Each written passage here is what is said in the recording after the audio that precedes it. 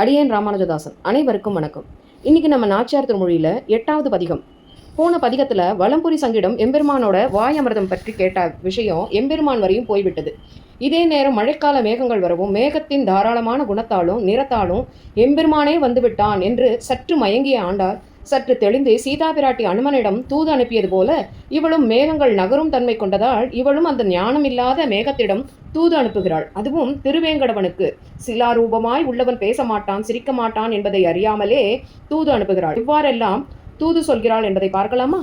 விண்ணீல மேலாப்பு விரித்தாற்போல் மேகங்காள் தென்னீர் பாய் வேங்கடத்து என் திருமாலும் போந்தானே கண்ணீர்கள் முளைக்குவட்டிர் துளிசோரா சோர்வனே பெண்ணீர்மை ஈடழிக்கும் இது தமக்கு ஓர் பெருமையே.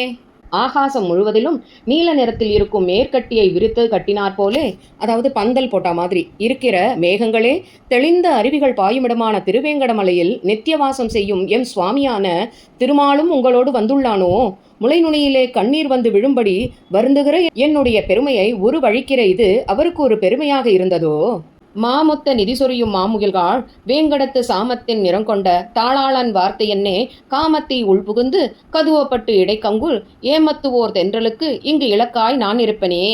சிறந்த முத்துகளையும் பொன்னையும் பொழிகிற காலமேகங்களே திருவேங்கடமலையில் நித்தியவாசம் செய்கின்ற நீல நிறத்தில் விளங்கும் எம்பெருமானுடைய செய்தி ஏதேனும் உண்டோ? காம தீயானது என் உள்ளே புகுந்து கவ்வ அதனால் துன்புற்று இரவில் நடுஜாமத்தில் ஓர் தென்றல் காற்றுக்கு இலக்காகி அதனால் வருந்தி இருக்கின்றேனே. ஒளிவண்ணம் வளைசிந்தை உறக்கத்தோடு இவையெல்லாம் எளிமையால் இட்டு என்னை ஈடழிய போயினவாள் குளிரறிவி வேங்கடத்து என் கோவிந்தன் குணம் பாடி அழியத்த மேகங்காள் ஆவி காத்து இருப்பேனே. அருள் புரியும் மேகங்களே என்னுடைய தேகத்தின் ஒளியும் நிறமும் வளைகளும் நெஞ்சும் உறக்கமும் ஆகிய எல்லாம் என்னுடைய வருந்தத்தக்க நிலை காரணமாக என்னை கைவிட்டு நான் பலம் குலையும்படி நீங்கி போய்விட்டன. ஐயோ, குளிர்ந்த அருவிகளை உடைய திருவேங்கடமலையில் நித்தியவாசம் செய்கின்ற என்னுடைய கோவிந்தன் எம்பெருமானின் நித்திய கல்யாண குணங்களை வாயார பாடி என்னை காப்பாற்றிக் கொள்ள முடியுமோ? மின்னாகத்து எழுகின்ற மேகங்காள் வேங்கடத்து தன்னாகத் திருமங்கை தங்கிய சீர் மார்வர்க்கு என் ஆகத்து இளங்கொங்கை விரும்பிதாம் நாள்தோறும் பொன்னாகம் புல்குதற்கு என் புரிவுடைமை செப்புமினே. மின்னல்களை தோற்றுவிக்கும் மேகங்களே என் மார்பில் உண்டான இளமுலைகள் அவ்வெம்பெருமான் அழகியதான தன் மார்பில் விரும்பி அணைக்க வேண்டும் என்பதில் தினமும் எனக்கு ஆசை உள்ளதை திருவேங்கடமலையில் நித்தியவாசம் செய்யும் தனது திருமேனியில் பிராட்டி எழுந்து அருளியிருக்கும் திருமார்பை உடையவனான அந்த எம்பெருமானுக்கு சொல்லுங்கள். வான் கொண்டு கிளர்ந்தெழுந்த மாமுயில்காள் வேங்கடத்து தேன் கொண்ட மலர் சிதற திரண்டு ஏறி பொழிவீர்கள் ஊன் கொண்ட வள் உகிராள் இரணியனை உடல் இடந்தான் தான் கொண்ட சரிவலைகள் தருமாயிர் சாற்றுமினே. திருவேங்கடமலையில் தேன் நிறைந்துள்ள பூக்களை சிதறும்படி திரள் திரளாக ஆகாயத்தில் மழையை பொழியும் ஆகாயத்தை விழுங்கிக் கொண்டு ஓங்கி கிளம்பும் மேகங்களே சதையுடன் இருக்கும் கூர்மையான அகங்களாலே இரணியனின் உடலை பிளந்தறிந்த எம்பெருமான் என்னிடத்திலிருந்து எடுத்துக்கொண்ட கைவளைகளை திருப்பிக் கொடுப்பானாகில் என் நிலையை அவனுக்கு எடுத்துச் சொல்லுங்கள். சலங்கொண்டு கிளர்ந்தெழுந்த தன்முகில்காள் மாவலியை நிலங்கொண்டான் வேங்கடத்தே நிறந்து ஏறி பொழிவீர்கள் உளங்குண்ட விளங்கனி போல் உள்மெளிய புகுந்து என்னை நலங்கொண்ட நாரணர்க்கு என் நடலை நோய் செப்புமினே.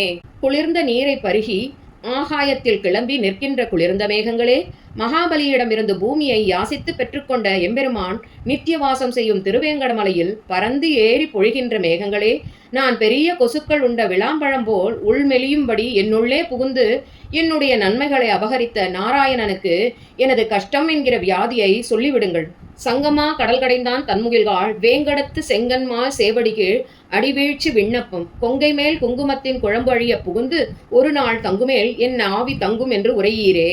சங்குகளை கொண்ட பெருமை வாழ்ந்த கடலை கடைந்த எம்பெருமான் நித்தியவாசம் செய்கின்ற திருவேங்கடமலையில் திரிகின்ற குளிர்ந்த மேகங்களே சிவந்த கண்களை உடைய அந்த எம்பெருமானுடைய சிவந்த திருவடிகளின் கீழே அடியேனுடைய விண்ணப்பம் என்னவென்றால் எனது முளைகளின் மேலே இருக்கும் குங்கும குழம்பானது நன்றாக அழிந்து போகும்படி ஒரு நாளாவது அவன் இங்கே வந்து என்னுடன் கூடுவானாகில் என்னுடைய பிராணன் தங்கும். இதை எம்பெருமானிடம் சொல்லிவிடுங்கள். கார்காலத்து எழுகின்ற கார்முகில்காள் வேங்கடத்து போர்க்காலத்து எழுந்தருளி பொருதவனார் பேர் சொல்லி நீர்காலத்து எருக்கென் அம்பழ இலை போல் வீழ்வேனே வார்காலத்தோர் நாள் தம் வாசகம் தந்தருளாரே. மழை காலத்தில் திருவேங்கடமலையில் வந்து நிற்கும் காலமேகங்களே போர்க்காலத்தில் போர்க்களத்திற்கு சென்று போர் செய்து வெற்றி பெற்ற எம்பெருமானுடைய திருநாமங்களை பாடி மழை காலத்தில் அழகிய எருக்கம் இலைகள் முறிந்து விழுவது போல் விழுகின்ற எனக்கு நீண்டு செல்லும் காலத்திலே ஒரு நாளாகிலும் தம்முடைய ஒரு வார்த்தையாவது அருளுவாரோ?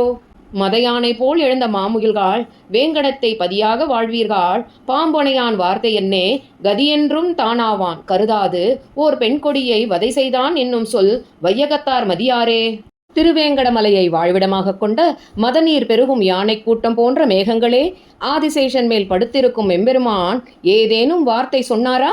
இப்படியே என்னை கவனிக்காமல் அந்த எம்பெருமான் விட்டுவிடுவானே ஆகில் இந்த உலகில் உள்ளோர் அனைவரும் எம்பெருமான் எந்த நேரமும் நம்மை காப்பான் என்று சொல்லும் கருத்துக்கு குறை ஏற்படும்படி எம்பெருமான் ஓர் பெண் பிள்ளையை கொன்றான் என்று பழி சொல்ல மாட்டார்களோ? நாகத்தின் அணையானை நன்னுதலால் நயந்து உரை செய் மேகத்தை வேங்கடகோன் வீடுதூதில் விண்ணப்பம் போகத்தில் வழுவாத புதுவையர்கோன் கோதை தமிழ் ஆகத்து வையத்து உரைப்பார் அவர் அடியார் ஆகுவரே.